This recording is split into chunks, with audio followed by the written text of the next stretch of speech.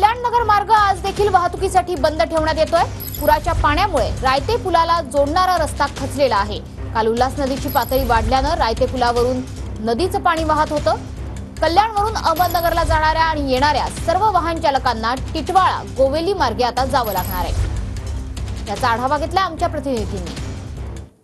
सायंकाळपासून सुरू असलेल्या मुसळधार पावसामुळे उल्हास नदी असेल, रायते नदी असेल यांची पातळीमध्ये मोठ्या प्रमाणात वाढ झाल्याने उल्हास नदी रायते नदीच्या किनाऱ्यावरती असलेल्या कल्याण नगर मार्गाचा मुख्य पूल जो रायता पूल आहे त्या रायता पुलाला या पुराच्या पाण्याचा मोठा फटका बसलेला आहे। दोन्ही साईडचे रस्ते जे आहेत ते पूर्णपणे उकळून निघालेले आहेत या ठिकाणी आणि त्याचबरोबर सुरक्षा रॉड या ठिकाणी पूर्णपणे सुरक्षा रॉड जो आहे ते देखील पाण्याच्या प्रवाहामध्ये वाहून गेलेले आहेत। या ठिकाणी वाहतूक जी आहे ती पूर्णपणे बंद केलेली आहे। गेल्या 48 तासापासून ही वाहतूक बंद आहे। दुरुस्तीचं काम या ठिकाणी सुरू आहे। मात्र दुसरीकडे पाहिलं तर रायता पुलावरती मोठ्या प्रमाणात तडे गेलेले दिसून येत आहेत। रायता पुलाला जोडणारं जे जॉईंट्स आहे त्याच्यावरती टाकलेले जे डांबर आहे त्या डांबरला मोठ्या प्रमाणात या ठिकाणी तडे गेलेले दिसून येत आहेत। आपण पाहू शकतो